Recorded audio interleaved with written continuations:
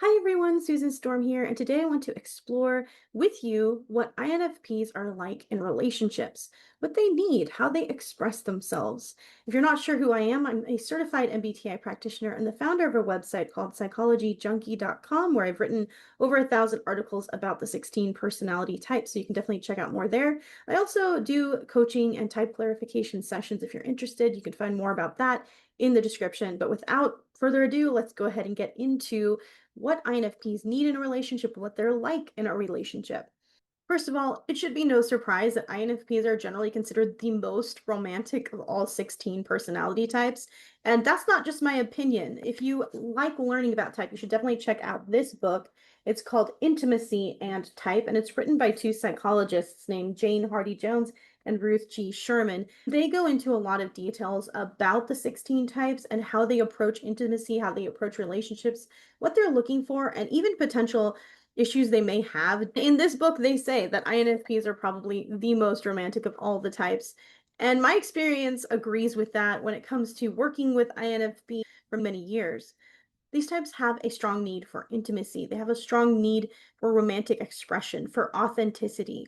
At their best, INFPs need a place in their lives to express their values, their ideals, and their imagination. And they need a partner who's going to offer that to them, a partner who's going to listen to them, be curious about why they believe what they do and what their values are. Someone who won't put down their imagination, but will actually encourage it and support it.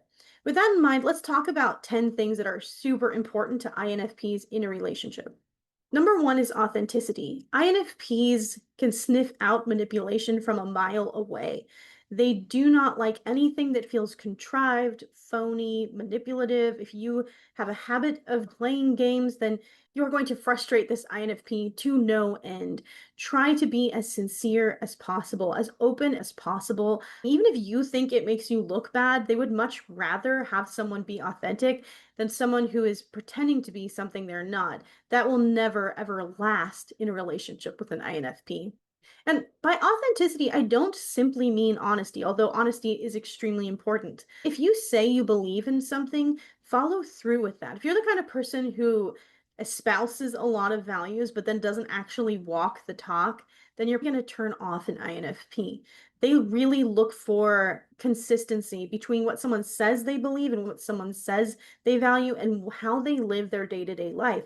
So, for example, if you are highly religious, say you believe in the words of Jesus and you're talking about your religion a lot or your spiritual life, but at the same time, you show disdain for the poor or you don't care about helping others, they would see that as a disparity or inconsistency between what you say you believe and your actions. And so that would be a huge turnoff to them.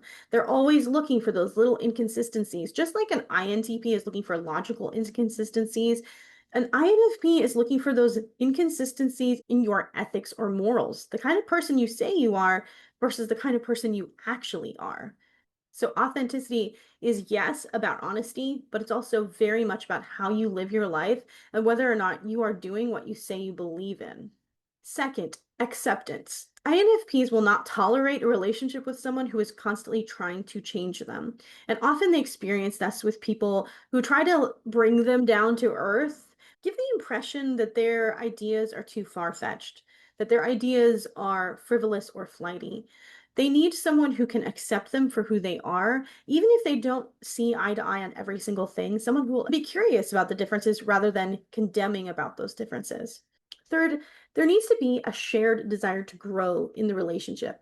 INFPs are idealists, and because of that, they constantly are striving towards an ideal, towards a version of themselves that is more evolved. Personal growth is extremely important to all the idealist personality types, and especially INFPs. And so they constantly want to be expanding their mind, improving the way they bring their values to the world, understanding themselves and growing. So if you have more of a stagnant approach to life where you just want to stay where you are and not really be challenged or not really stretch, then a relationship with an INFP could be a little bit overwhelming. They always want to be expanding their view of the world. They have this very big picture orientation to life. Why am I here? What is the meaning of everything? They really believe in the power of their dreams and the power of their imagination. Because of that, Every day is an opportunity to get a little bit closer to their potential. And they look for that same kind of ambition in a partner. I'm not talking like you need to strive to be the next CEO of a big business. Someone who's trying to become a better person every day. That's what matters to an INFP in a relationship. Next, a really important thing in a relationship with an INFP is empathy. This should go without saying. I think all types need that. Try to put yourselves in their shoes and understand where they're coming from. If you feel yourself becoming cynical or critical with them, try to be curious and ask questions about where they're coming from, why they see things the way they do. Always approach a disagreement with curiosity and empathy if you can, rather than a very quick, condemning, critical approach. Next, autonomy. In a relationship, INFPs don't want to lose themselves in another person. They need space to maintain their own inner sense of who they are. They need a space to get away from the intensity of the relationship and organize their thoughts and feelings and figure out what's really the right thing for them to do in a decision, and time to just process. A space where they can be fully and truly themselves. Many INFPs that I've worked with talk about needing a separate room from their partner in the relationship, not necessarily a room that they sleep in, but their own space where they can decorate it the way they want with all their interests that they have, whether that's books, anime, gardening, whatever it is that makes them feel like this space is 100% truly their own. That's really important. A partner who's super clingy, who can't give them that space, who is very controlling and micromanaging, will completely overwhelm an INFP. One of the most important things to an INFP is to be able to maintain their own sense of self and their own identity. And so if they're in a relationship with someone who is constantly trying to control them or manage their identity and tell them who to be, they will be extremely unhappy. Next, other thing that kind of lines up with that is shared values. INFPs don't need to be with someone who is a carbon copy of them, but they do need to be with someone who has the same core values. For example, if an INFP believes very strongly about animal rights and is someone who volunteers at animal shelters and speaks out against animal testing and things like that, then you probably need to be someone who really cares about the plight of animals. You should look at your most important values for both of you and figure out if they line up. If there's a really important value that you disagree on, then that's likely going to create a lot of friction in the relationship in the future. Another thing that's super important is open-mindedness. INFPs are very curious about life, about ideas, about spirituality, about so many different things. They tend to approach life with a very curious nature. They're always looking at alternatives, options, new ways of seeing things. And because of that, they want a partner who can also be open-minded with them. This doesn't mean that they need to believe everything they hear or tolerate everything that they come across in the world. It simply means that they need to be open to understanding it before they pass judgment. So if you tend to be someone who passes judgment very quickly and makes very black and white assessments very fast, then that could create a lot of conflict with an INFP because they tend to be more slow to pass judgment. Now, there is an exception to that. When it comes to their core values, they can often feel very strongly about something very quickly, but usually that's because something is violating something that they deeply believe. So again, if you have an INFP who really cares about animal welfare and someone comes in and they're being unkind to their pet, then that INFP will very quickly have a strong reaction, either internal or expressively. So there are some things that an INFP can get really riled up about and even confrontational about quickly if they feel like one of those core values is violated. But if it's something new, some kind of new information, new idea, new belief system, they tend to be more curious and open-minded, looking to understand where the other person is coming from or to understand more information about this rather than condemning or coming up with a very fast yes or no judgment about that information. Another thing that's very important is attentiveness. INFPs are incredible listeners. In fact, Dario Nardi, who's a neuroscience expert who wrote the book Neuroscience of Personality, said that INFPs and ISFPs are the consummate listeners. They tend to quiet their minds and really hear what someone is saying rather than trying to formulate their own responses while the other person is talking. In Nardi's research, he found that INFPs and ISFPs tend to quiet their minds completely and actively listen to the other person for much longer than the other personality types do. And so, because of that, they also need that same thing in return. If you are going to only half listen to what they're saying, if you're going to be looking at your phone or formulating an argument back to them, then it's going to be really insulting to them because they do so much work to really actively listen to you. Next, gentleness is very important. Harsh words, harsh criticism is the kiss of death to a relationship with an INFP. Should always approach any kind of disagreement with empathy, with gentleness, with a desire to understand. If there is something that's bothering you, approach it with a gentle tone. Don't raise your voice. Try to calm yourself down before approaching a conflict with an INFP so that you can word what you're saying in a way that will foster openness and less defensiveness. So when you come at a disagreement in a relationship and you say, you do this, you caused this, the other person in the relationship, no matter what personality type they have, is naturally going to be very defensive. They're going to feel maybe angry, and there's going to get to a less fruitful discussion in the long run. If you approach a conversation saying, this happened and it made me feel this way. Can you talk to me about why this happened and what's going on with you? Then that creates a conversation that is less defensive, where the other partner is more open to hearing what you have to say, and you can get to an actual solution. And the same goes for INFPs.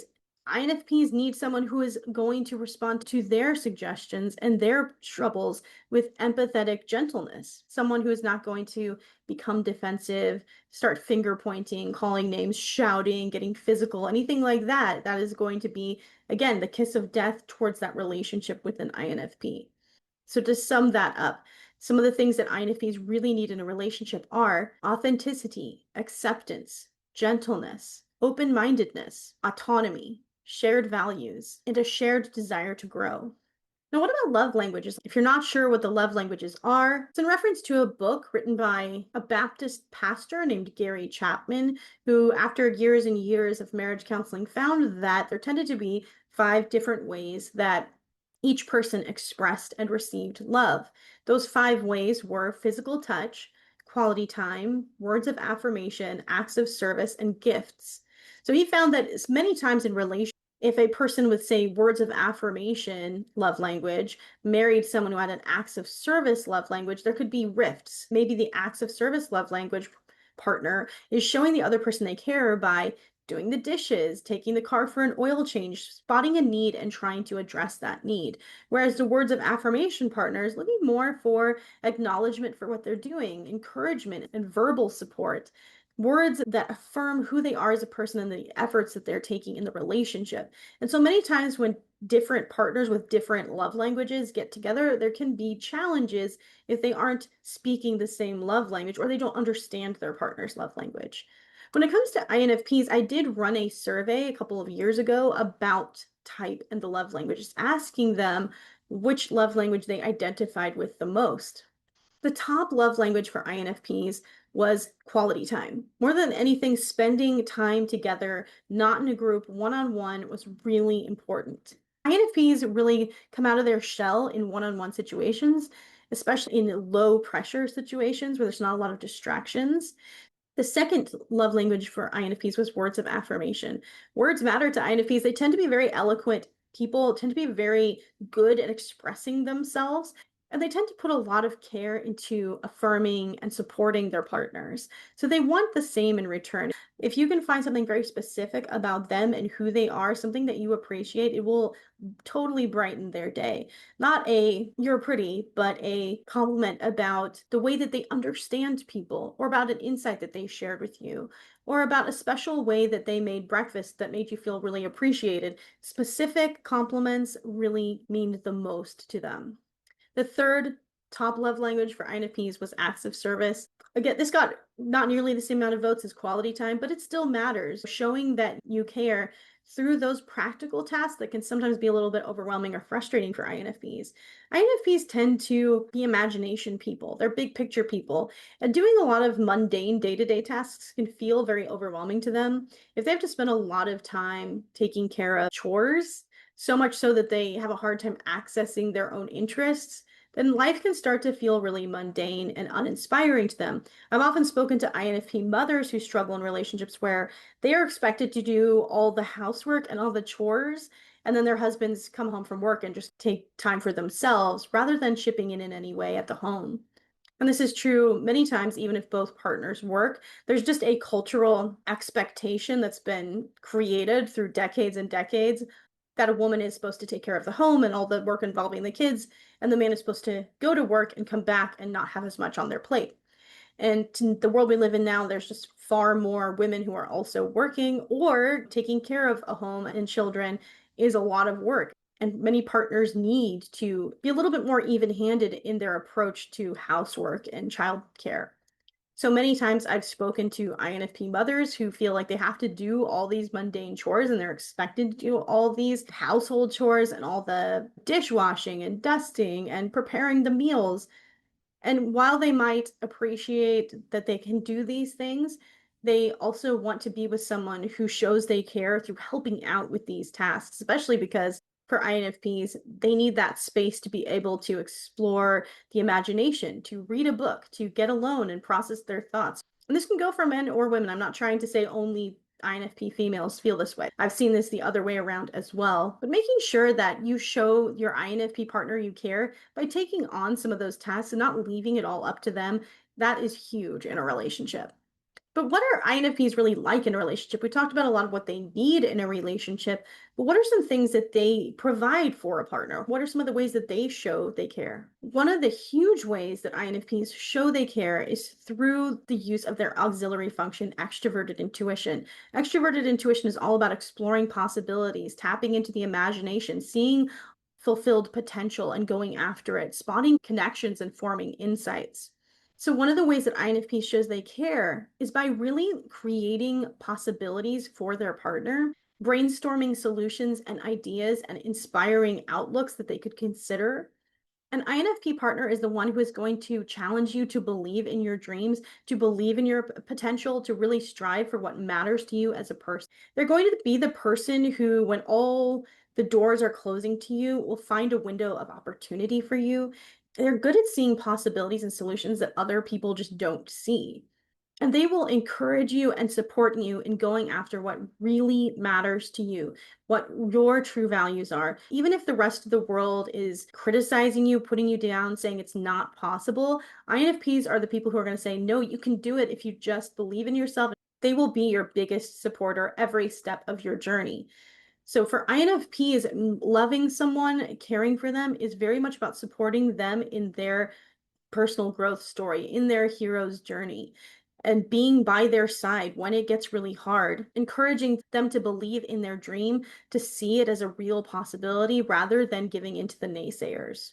Another thing that INFPs provide is acceptance. The quirky stuff that you're afraid to show everyone else, the INFP wants to see that.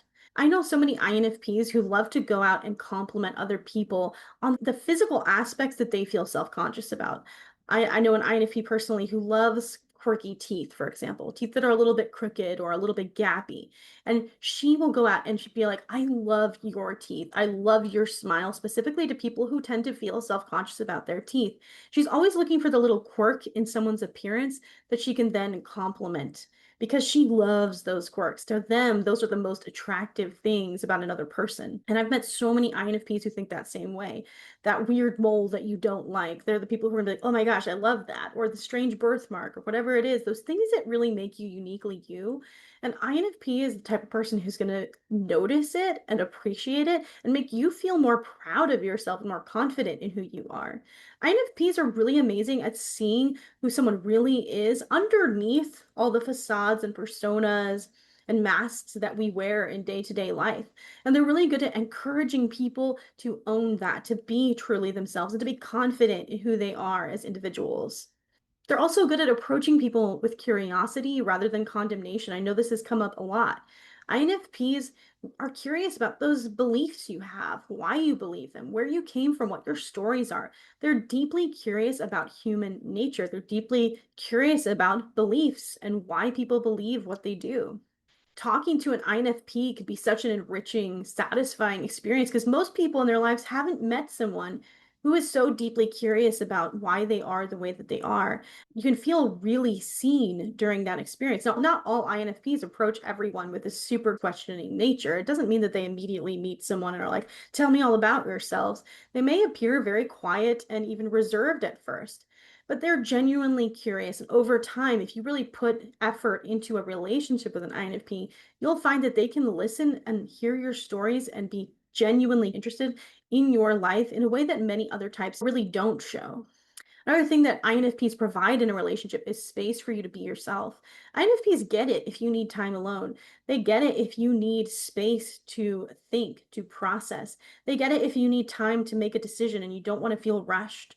They get it if you have certain special interests that maybe not everyone understands.